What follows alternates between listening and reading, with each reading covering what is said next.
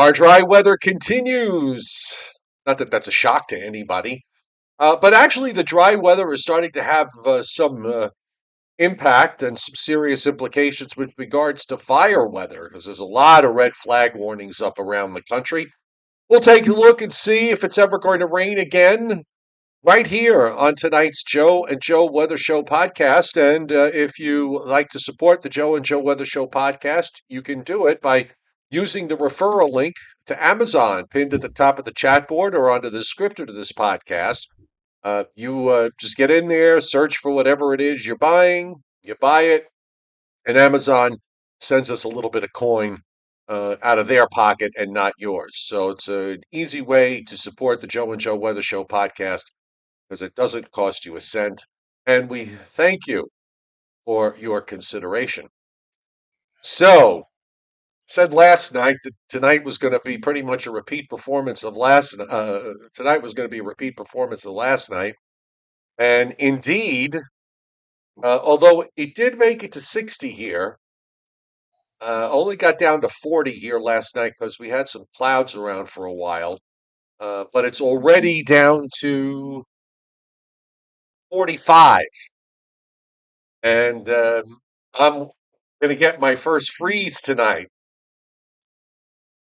It's probably going to be the same up here, Joe. Our high temperature here in Putnam Valley today was 58, and we got down to 40 this morning. We do have a freeze advisory for where I am in Oh, Putnam you have a Valley, freeze. and You have a freeze warning. freeze warning, freeze advice. I don't know what they want to call it Well, anymore. by the way, that reminds me. Oh, I don't know if you saw this, but they added some new winter weather advisories. Because now they're going to have there's going to be an extreme cold advisory. Oh, And and I think that kicks in when the wind chill is when the wind chill is 25 degrees below zero or lower. okay, well, um, You don't have how many that times have we tonight. seen that? We haven't seen that too often of late in recent winters, but I do know that it is possible. In fact, one time I did a live outside for News 12 when it was like 30 or 35 below. So yeah, it can be extreme when it gets down that low. Yeah. Anyway, it looks like we've got ourselves a cold one tonight. And really, I don't know what we're going to talk about because I mean, I went through a forecast on Facebook, sunny, clear, sunny, clear, sunny, sunny, sunny, sunny, sunny, all the way out to next Wednesday. There isn't a hint or sign. Now there was some thoughts. I think one of the models a couple of days ago was suggesting that on Friday, an offshore coastal system might come close enough to bring us clouds and maybe some percent. That's out the window Well, now. That's not that ain't happening. so. It's quiet for the most part in the tropics. It's not really anything that we could look at and point to and say, all right, well, that's going to become some major system, in the next few days. It's, and not just here, but I mean most of the country. It's more or less a quiet weather pattern. Yeah, it really is. It's about as storm free as you can get. I mean, minor exceptions. I mean, minor exceptions would be the Northwest, with the systems coming in off the Pacific, and they're going to translate into the Rockies, but they're not going to do anything. They're basically when they get there, they're just going to fall apart. And there's that. There's a big high in the east that's not going anywhere, and is going to park itself in the central Appalachians all weekend and into next week. So there's no way any weather fronts can get through. And yeah, I mean, there's no storm of consequence anywhere. There just isn't. It is as quiet as can be. And I think we're at the point now because it is the 17th of October, so we might as well root for it not to rain for the next 2 weeks, so we can have the all-time driest month on record for New York City and areas nearby. Well, first of all, just to correct slightly, it's the 16th, not the 17th of Oh, I'm October. sorry. Oh no, you know why? Because I was looking at the zero Z GFS. I was No, looking at the zero Z map, which is at 8 o'clock tonight. It's the 17th on Greenwich Mean Time. So okay, yes, you are correct. So um, it is still the 16th for another 4 hours and 20 minutes. So there you go. but you're Uh, right. It's so far in October at Central Park, and even right here in the Hudson Valley, all we've seen so far this month is just a trace of precipitation, less than 1/100th of an inch. And if we can somehow manage to keep it below 2/100ths of an inch through the rest of the month, that would make this October 2024 the driest month ever in the long-term weather record keeping history of Central Park. This would this would beat the old record of 2/100ths of an inch, goes back in June of 1949. But this is pretty amazing that we have not seen any precipitation of significance in 2 weeks, and looks like we're going to continue in that for at least another week and maybe 2 weeks. We'll see. yeah. Well, I don't know. It's just quiet. And next Sunday when we come back Sunday, because we're not going to do a show tomorrow, because if we did, it would be a repeat of today's, which is a repeat of yesterday's, and et cetera, et cetera. So when we come back on Sunday, the Drought folks will put out their new maps tomorrow. And as I said yesterday, that 75% of the U.S. is abnormally dry right now. That's a lot. Three-quarters of the United States is abnormally dry. 5% of the U.S. is under extreme, uh, either extreme drought or exceptional drought, which is, those are confined to some small geographic areas peppered both in the east and in the west. So we'll see what it is on Sunday, because there are a lot of places southern half of New Jersey. They're in a they're in a bit of a drought there, and other places in the Northeast and Mid Atlantic and pockets are in what is that for that first level drought. Well, it would appear that it would appear here in the Northeast, we range anywhere from extreme drought in portions of central West Virginia to no drought at all in portions of central Pennsylvania, central New York State, northern New York State, northern Vermont, northern New Hampshire, and western Maine. And as you point out, everywhere else, there's at least a rating of abnormally dry. It seems like, again, the only place that is experiencing um, more than just abnormally dry would be in West Virginia, where again they range anywhere from extreme drought to even exceptional drought. Again, over central sections of West Virginia. So depends upon where you are. It has been very dry. I'm sure it will only that those ratings will only be accentuated or increased when we get the new map, which will be posted tomorrow at the Climate Prediction Center. That'll be at 8 a.m. tomorrow Eastern Daylight Time. All right, watches and warnings. It's you either have freeze warnings, frost advisories, or red flag warnings. Those are pretty much what we see across the country, and even a few fire areas of fire weather watches that are up. Believe that's what I'm seeing here in northeastern Minnesota. Yes, and into eastern Iowa, fire weather watches up, and also in parts of western Wyoming. We have a uh, red flag warnings all over the place in the northern plains, even down into the central plains. Also along the Gulf Coast from Louisiana to the Florida Panhandle, under a red flag. Low relative humidities and wind are the worst ingredients in the southeast fire issues, and that is the case down along the Gulf Coast. Uh, Dew points are very, very low. We have frost advisories up for northern Alabama, northern Georgia. Freeze warnings for western North Carolina, frost advisories that go up into western Virginia, freeze warnings in the mountains in western Virginia, central and eastern Pennsylvania to the Hudson Valley, freeze warnings there, frost advisories surrounding that. Did they put them up for Long Island? Yes, for Suffolk County they did. They have a frost advisory for that area. And you see where all the red flag warnings are. Also, by the way, red flag warnings up for the islands of not all of not completely all of the islands of Hawaii, but on every one of them, at least part of those islands under red flag warnings for the risk of fire, with gusty winds forecast to gust up to 50 miles an hour at times.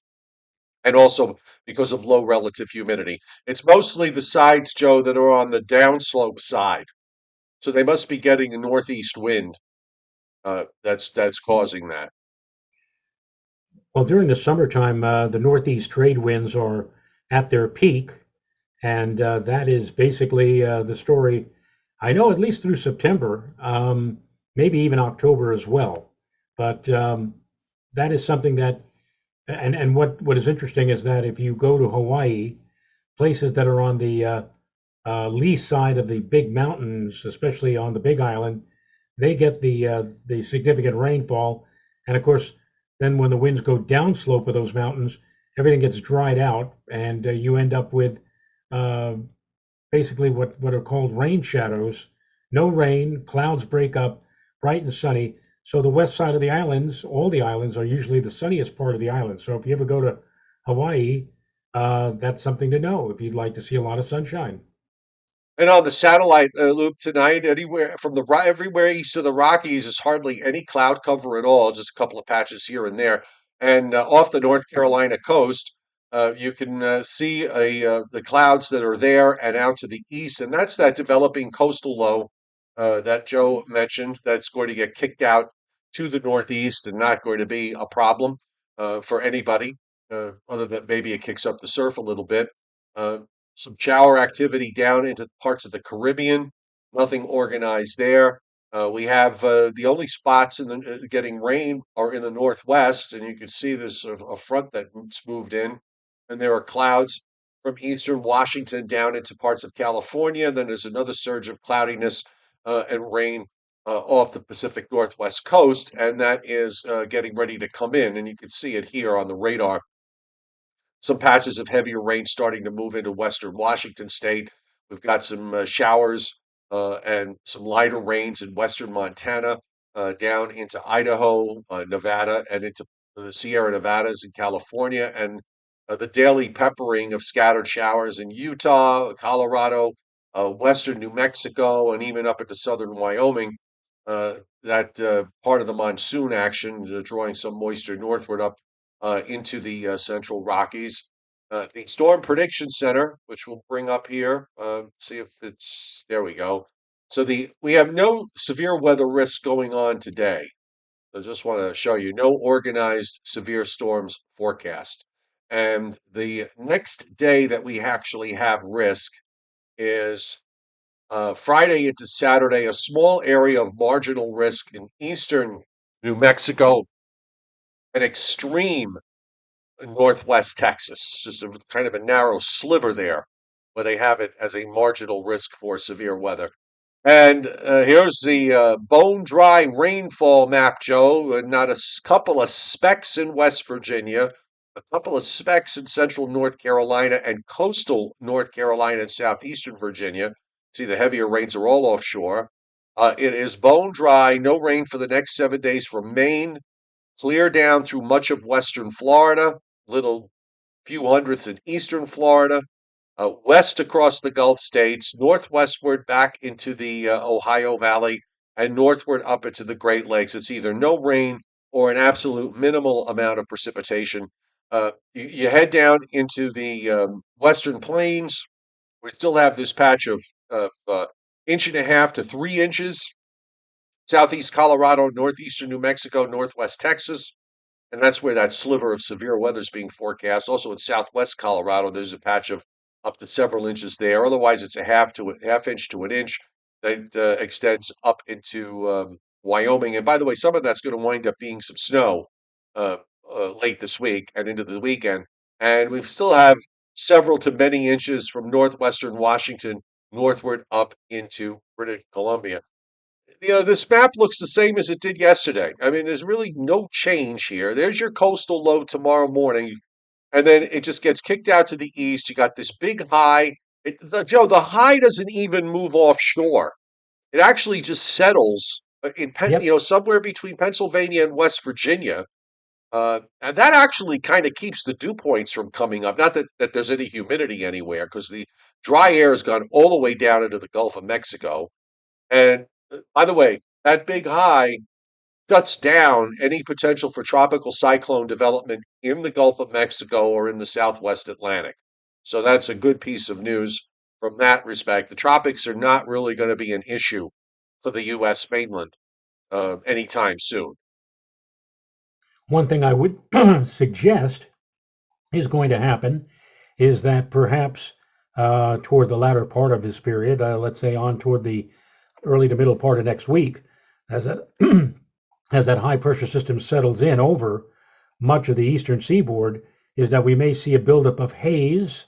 It may turn out to be one of those scenarios where you wake up in the morning and it's kind of actually cloudy or hazy or even a bit, of ground fog, and that burns off quickly in the mid-morning hours, and then you have just hazy sun and unseasonably mild temperatures in the afternoon hours. Which, in fact, I can tell you right now, and I'm thinking that here in the lower Hudson Valley, that early to middle part of next week, we're going to be seeing temperatures in the mid 70s.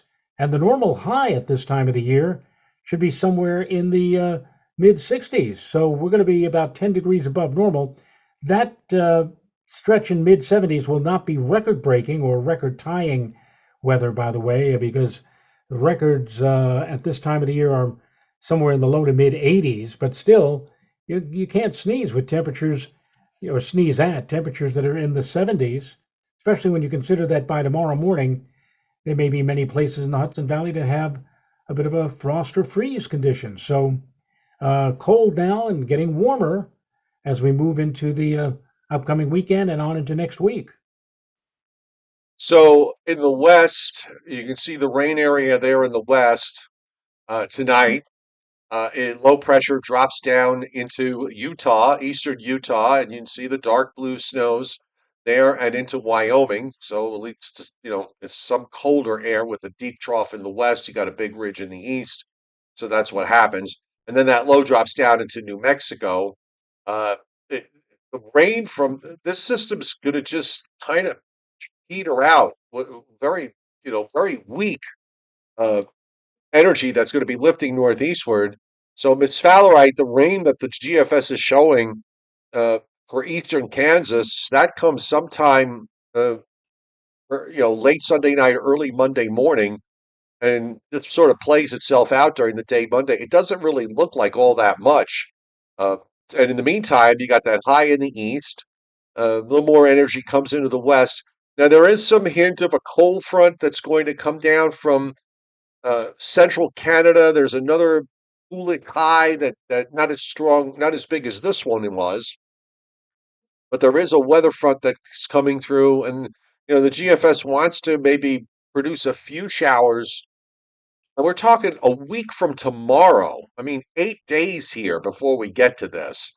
Uh, and this may not be written in stone yet, but there's some kind of front with a low, big deal. And then that goes out, actually changes over to snow in northern Maine. And then you get another high, the quick shot of chilly air that comes in for the end of next week. More energy comes into the northwest, but the vast majority of the U.S. over the next 2 weeks is not going to see much of anything. The models do, after about day 10 or 11, it does show a little bit more of a significant push of colder air coming into the Great Lakes and Northeast with a stronger cold front. But even here, it has trouble producing rainfall, Joe. I mean, you have to rely on the fact that the model is going to be correct 330 hours from now with a wave on a front moving up the coast and bringing some snow to northern New England. But there are no nor'easters. We don't have big storms coming into the West Coast. It's just a very, I we get into these patterns from time to time. I just don't remember something like this that's lasted for the better part of a month. That's unusual. It is. It is. Well, I mean, that's why the last time we saw anything like this was what, over 70, 75 years ago. We don't often see this type of pattern. And I mean, I'm talking about extreme extremely dry conditions. I mean, some of the months, if when you look at the Central Park record, some of the quote dry months have had like 2, 3 tenths of an inch. We're talking about hundreds of an inch here for an Yeah. entire month. And this is the scenario that we're in now, and what we may be looking at through the balance of this October of 2024. Yeah, there's more significant troughing coming into the east toward the end of the month. We'll see if that materializes or not. I'm just looking at the 12Z and the 18Z. The 18Z run has this huge vortex in north central Canada. Um, we're sort of on the edge with a ridge off the east coast. I mean, this would kind of imply it getting very cold across the plains, the western Great Lakes, and much of the western part of the United States. I find it funny how on back-to-back runs, I think maybe it was the 0Z from last night and then the 6Z. On back-to-back runs, the 0Z run had snow at the end of, October 31st, November 1st, around that time frame, had snow in much of interior New England and upstate New York. Okay. And it had it warm in the west. The 6Z run had snow in Seattle. Okay. And warm in the east. So I just love I just love when it does complete polar opposites from one run to another. It's just ridiculous. Well, generally speaking, when you have unseasonable warmth on one side of the continent, the other side has just the opposite. So Right. if it's going to be balmy here in the east, it would make some sense to have colder weather out west.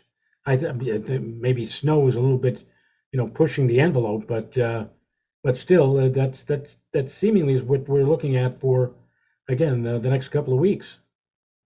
As for the tropics, system in the potential system in the Southwest Caribbean is doing nothing. They still say the same thing. Okay, could develop while it's over water before it moves over land. 20 and 20, 20%, 20%. And the one in the central tropical Atlantic that is now approaching the northern Leeward Islands is at 30% chance in the next 48 hours to develop and a 40% chance over the next 7 days. That's down from 60% uh, about a day or back to yesterday on that forecast. They're just, I find it hilarious, Joe. I don't know if you've noticed this, but um, they're posting these tropical weather outlooks all day long, as if to root, as if let's root for more development. I mean, come on, just cut it out already. If there's no chance for tropical cyclone formation or a minimal chance, why even bother? Why do you have to put stuff like that up? Because that eventually gets translated by somebody saying, "I heard there's another hurricane out there." Okay. It's quiet. We had two major hurricanes. There's a tremendous amount of damage that people are sorting through in several states in the southeast. Can we just let it go with these tropical weather outlooks? Not the Hurricane Center. I'm talking about people posting it on social media. Just stop already. People just want to see some action, I Well, yeah, guess. we don't sit here on the Joe and Joe Weather Show podcast rooting for action. We report what's there. We forecast what we think is going to happen. We do not wish cast here. So for the wish casters that are out there, can you just wish for something else? Like lottery numbers for the next drawing of Lotto, perhaps. Welcome tonight to everybody on the chat board. Didn't say it earlier, but I'm saying it now. And welcome to those of you who are watching in the background or you're new tonight to the Joe and Joe Weather Show podcast, which, by the way, you can find on Apple Podcasts, YouTube Podcasts, and YouTube Music. We're on iHeartRadio. We're on Audible, which is part of Amazon, uh, and probably a whole bunch of other podcast hosts that are out there that I don't even know their names. Because the shows, once they get out there, they just get on every platform imaginable. So if you can't find us on YouTube or you're in the car and you want to listen to us, just go to your favorite podcast place and there we will be. For those of you who are new, subscribe to my YouTube channel so you don't miss us. We're here Sunday through Thursday at 7:35, with the exception being that because the weather is so quiet, we're going to take tomorrow off. So after tonight, we'll be back on Sunday. And if you like the show, hit the like button because we like to be liked. So let's do a little Briller Jeopardy, sir. I Oh, believe I do. yes, and I'm going to send you right now. There's a correction. I do have Uh, I saw the correction. you got the correction. Okay, With, just oh, about the bonus question. yes. Yes, I did see that. So I therefore recuse myself, Mr. Mason, from answering that question, that bonus question. Oh, I saw the episode, by the way, where the judge, Berger objects, and the judge yells at him and says, "Sit down, Mr. Berger," and then he turns and says, "Please continue, Mr. Mason." Yeah, it seems Anyway, like he could never get a, no one could ever cut a break, um, for Mr. Berger. Briller Jeopardy tonight. Average low temperatures in the month of October, Joe, for these following cities. Starting off with a city near and dear, I know, to your heart because you're so close to it, Atlanta, Georgia. The oh, normal average October the normal low. average October low, you know, I pay so little attention to Atlanta weather, to be quite honest. Well, You it know, doesn't matter because Hurricane Reuben Fairchild, right off the bat, got it correct. I'm going to give him a ring for his guess. It was double nickels, 55, all right, 55 degrees. okay. Average Well, temperature in October. that took the stress off of me. Yes. How about Central Park? Average low temperature in October in Central Park. Oh, Atlanta's 55. I'm trying to remember. This is like my brain is not what it used to be, Joe. Um, 48, Excuse me? 48. No, but believe it or not, we have somebody on the chat board who already got it right on the nose. Vincent Croce, 51. 51. Okay. Right. I was a Now little low. you live near Atlanta, which is maybe why the chairman put that as number one. You used to live right up here in the New York area, which is why Right. Central Park too. And here's another place that you used to live in, Joe, New Orleans. Oh, I don't know. My head's not in it tonight. I can't, most nights I can sort of focus and concentrate on it. Um, for New Orleans, I'll say 60. Not a bad guess, but not good enough. You were a little on the low, and I don't believe it. I don't believe it. Frank R. We had three different people who hit it right on the nose. Frank R. You got it at 64 degrees. A bell ring for him. A bell ring for him. Yes. Now, how about Buffalo, Um, which would embarrass the Jets the other night by defeating them at MetLife Stadium? I'll say 46. Close, close, a little bit on the high side, but close.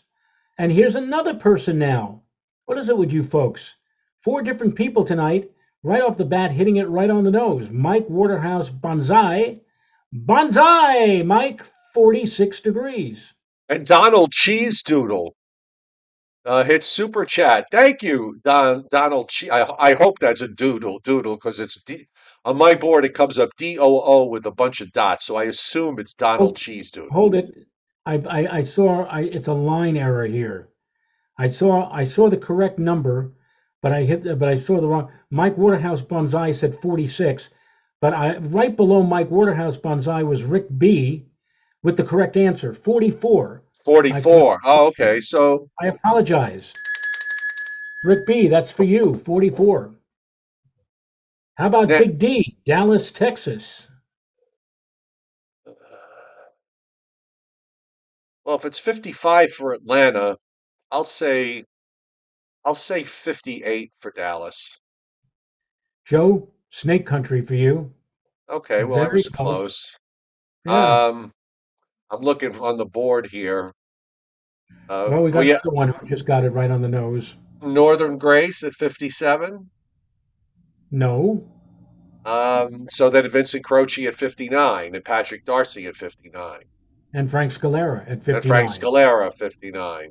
That's right. So ring the That's bell right. for three people. And now here's the bonus. Again, I recused myself since I already know the answer. Yes, Barrow, Alaska. The average low temperature in Barrow.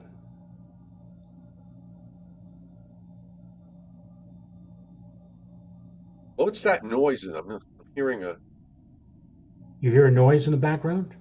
Yeah, it's like a It like a. might be my humidifier. Oh, that okay. Then all right. Well, your humidifier's working. Thank you. Oh God. Um, numbers are all over the place, Joe, for the barrel. I could see. No one's gotten it yet. No one. Norm Roberts Right. wasn't thinking. Yeah, no, 55. that's Atlanta, Norm, not Barrow, Alaska. Um, okay. Maggie P is 10, and that's reasonably Well, close. right. Northern Grace is at 11. That's even closer. Okay, getting there, Mike folks. Getting there. Mike Waterhouse Bonsai Oh, here you right go. there at 14. But Snake Country for Mike, Michael McGuire, 13.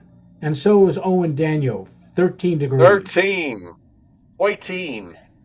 And believe it or not, when Scott sent me this initially, he wrote bonus, Barrow, 37. Right. And then he wrote back, he says, a correction on Briller Jeopardy tonight, average low and Barrow in October is 13, not 37. And I wrote back to him, I said, I figured as much. There you go. Yep. All right, folks. Are the Mets playing tonight? Yes, they are. In fact, they should have started literally right now. All right. Are the Yankees playing tonight? No, they are in travel mode. They're Oh. traveling to beautiful downtown Cleveland.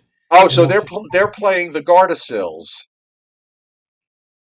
they're playing tonight. They're en route. They're not playing They're on anything. their way to playing the Cleveland Yes. Gardasills. Yes.